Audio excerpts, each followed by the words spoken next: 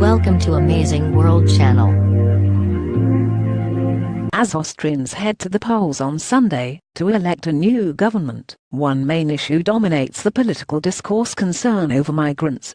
Polls indicate that the Central European country's new parliament is poised to tip to the far right as voters appear to be heeding the anti-immigrant message of the strongly positioned far-right party. The vote, scheduled for Sunday, comes a year after the country rebuffed a far-right populist in Austria's presidential election. It also comes against the backdrop of Sicily taking in 600 migrants who were rescued at sea on Friday after fleeing Libya. The new arrivals triggered concerns over a potential renewed flood of migrants from the North African nation, which spiked last month after a lull earlier this year. Here's what we know about Austria's election, the anticipated outcome, and what a far-right Austrian government might mean for migrants and for Europe. Who are the main competitors?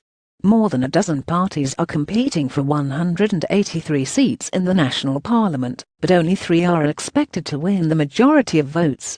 The People's Party, led by 31-year-old Sebastian Kurz, currently the country's foreign minister, has a strong lead according to polls. The centre-right party that has dominated Austrian politics since 1945 has promised to get tough on illegal immigration and adopted a more nationalistic tone.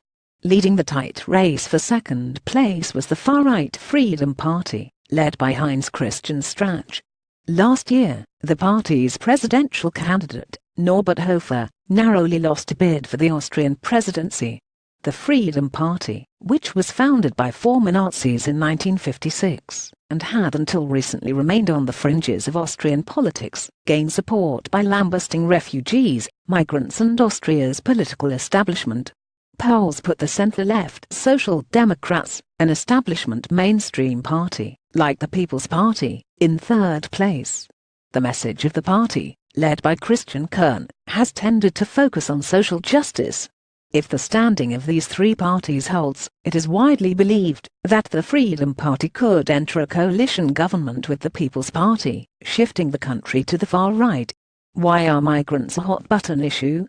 As a result of the influx to Europe in 2015 of hundreds of thousands of people fleeing the war in Syria and sub-Saharan Africa, and economic deprivation in other developing nations, Austria ended up with close to 100,000 newcomers, most of them Muslims. As has been the case in other European countries, such as Hungary, many Austrians fear that their country's Christian and European values will be eroded. Some believe that Austria will become a target for Islamic extremism, because terrorists might seep in with the flood of migrants and refugees. There is widespread consensus in the anti-migrant camp that Middle Eastern migrants, who are fleeing their homeland for security reasons, would be better served to remain closer to home in stable countries such as Jordan, where the religion, culture, and even the weather are similar to what Muslim migrants are accustomed. Other Austrians worry that accepting more migrants would put a strain on the country's social services. What would a far-right Austria mean for migrants and for Europe? The welcome mat would likely be pulled from under migrants, and illegal immigrants would face a more stringent crackdown.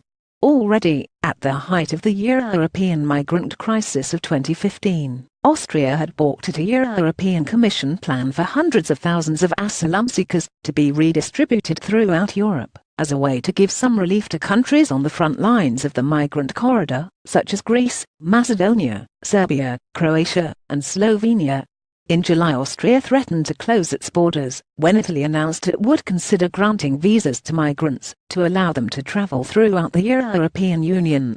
The EU would also be confronted with Austria's Euroscepticism, as the far-right coalition would likely push EU reform of the political and economic community, that could include defining new rules for divvying up responsibility for taking in migrants, and new regulations for external borders.